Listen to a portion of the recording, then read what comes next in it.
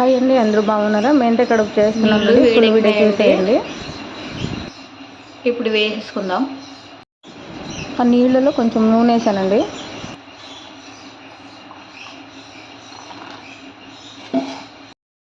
నీళ్ళలో వేసినప్పుడు ఇలా పైకి రావాలండి, అంటుకోకూడదు ఒకటికొకటి. అందుకే నేను ఇందాక ఆయిల్ వేసాను దీనికి. ఇది ఉడుకుతుందండి. అది ఇంకా చాలాసేపు ఉడకాలి. మినిమం ఒక హాఫ్ అన్ అవర్ అన్న పడుతుంది. గోధుమ పిండి కాబట్టి కొంచెం టైం పడుతుంది. మెంతే కడుపుకి ఇంత 2 కట్టలు తీసుకున్నానండి. ఇంత అయింది అది. దీన్ని సన్నగా కట్ చేసుకుంటాను. చూడండి, ఇది ఉడికిందా లేదా అని ఎలా తెలుసుకోవాలంటే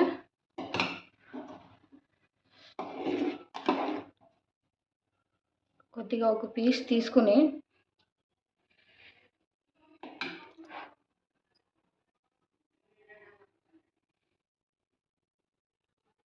ఇలా అంటే తెలిసిపోతుందండి. ఇది బాగానే ఉడికింది. ఇప్పుడు ఒకవేళ ఉడకకపోతే లోపల ఇట్లా ఇరిగినప్పుడు కొంచెం పచ్చిగా కనిపిస్తుంది.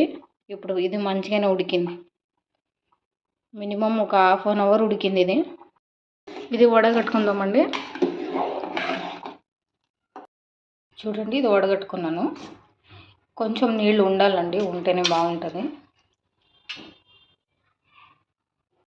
వేసుకున్నాను. దీనికి మెయిన్ వెల్లుల్లిపాయ ఉండాలంటే కొంచెం ఎక్కువే ఉండాలి. మెంతే సొప్పు, నిమ్మకాయ, కొత్తిమీర, కరివేపాకు తాలింపు వేసుకుందాం. ఇప్పుడు నూనె వేడెక్కిందండి. ఆవాలు, జీలకర్ర వేసుకుంటున్నాను.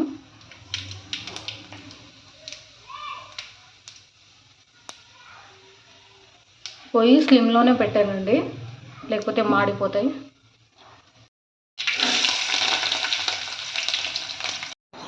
నేను కడుపు చేసుకున్నప్పుడు వీడియో తీయలేదండి. నాకు ఫోన్ వచ్చింది. ఫోన్లో విన్న వీడియో తీయాలి కాబట్టి నేను తీయలేదు. గోధుమ పిండితో చేశానండి. మళ్ళీ క్లియర్గా చూపించలేదు అనుకోకండి. వెల్లుల్లిపై ఎక్కువ ఫ్రై అవ్వాల్సిన అవసరం లేదండి. కొంచెం కలర్ చేంజ్ అవుతే బాగుంటాయి. ఇంతే చాలు. మెంతే సొప్పు వేసుకుందాం. కొంతమంది మెంతే సొప్పు ఓన్లీ ఆకులు మాత్రమే వేసుకుంటారు, కానీ నేను కాడలతోనే వేసేస్తున్నాను. బాగుంటుంది. ఇది పచ్చివాసన పోయేంత వరకు ఫ్రై అవ్వాలండి. పచ్చివాసన పోతేనే బాగుంటుంది టేస్ట్. చేసేది చాలా సింపుల్ అండి, కానీ కడుగు ఉడకాలంటేనే చాలా టైం పడుతుంది. అది చేయాలంటే కూడా చాలా టైం పడుతుంది. మినిమం నాకు అంతే చేయడానికి హాఫ్ అన్ అవర్ టైం పట్టింది.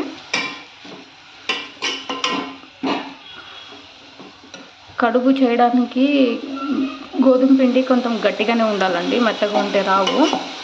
కొంచెం గట్టిగా ఉంటేనే చేసుకోవాలి. నేను అది వీడియో తీయలేదు. పసుపు వేస్తున్నానండి.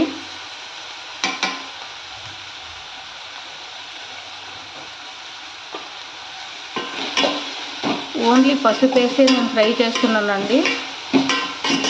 కారం పొడి, ఉప్పు మొత్తం డైరెక్ట్ కడుపులోకి వేస్తాను, లేకపోతే మాడిపోతుంది.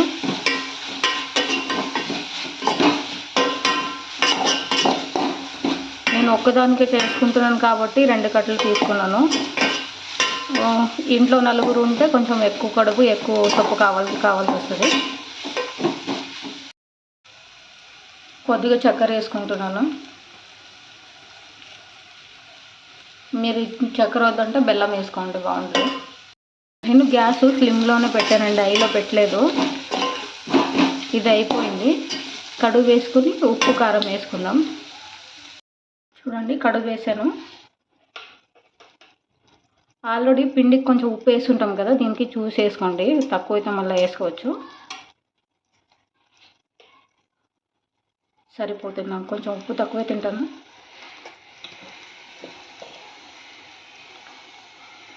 కారం వేసుకుంటున్నాను. కారం కొంచెం స్ట్రాంగ్ ఉందండి, కొంచెం వేసుకుంటున్నాను. ఇది మొత్తం కలుపుకుంటాను. ఇది కలుపుకున్నానండి.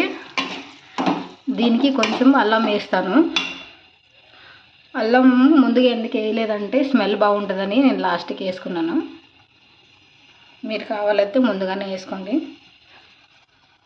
తర్వాత ఒక నిమ్మకాయ పిండుతున్నాను.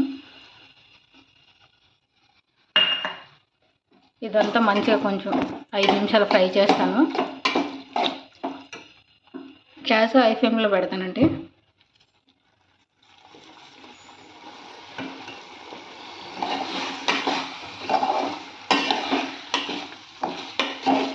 ఒకసారి చేసుకుని తినండి, టేస్ట్ అయితే బాగుంటుంది.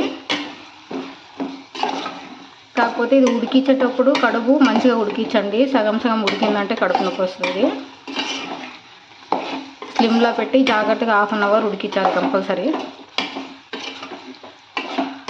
అలా ఉడికిస్తేనే మంచిగా ఉడుకుతుంది.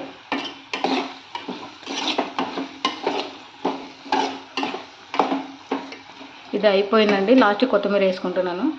కొత్తిమీర కూడా నేను కాడలతోనే కట్ చేస్తానండి.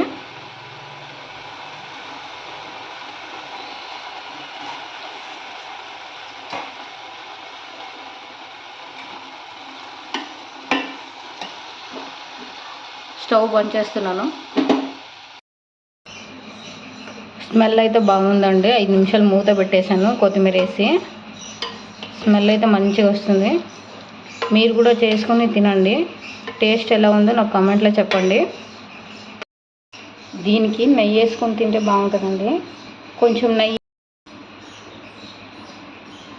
యాక్చువల్లీ ఈ కడుపుకి మామిడికాయ పచ్చడి నెయ్యి వేసుకొని తింటే చాలా బాగుంటుందండి టేస్ట్. ఒకసారి ట్రై చేయండి మీరు కూడా.